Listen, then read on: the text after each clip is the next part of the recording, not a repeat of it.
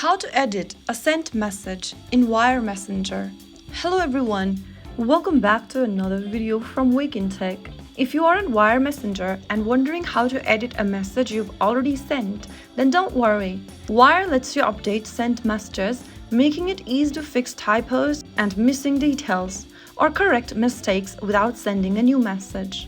First of all, open the Wire Messenger app on your device and go open up a conversation containing the message you want to edit. Now, go ahead and press and hold the conversation you want to edit and click on Edit in the pop-up. Go ahead and add in or erase your text and write down a new one. After doing so, you'll be able to see you have successfully edited the text. Your edited message will now appear in the chat and recipients will see the updated version.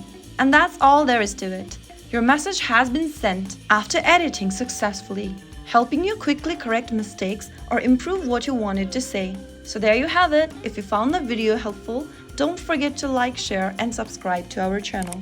I'll be back again with more easy tutorials like this. Thanks for following along.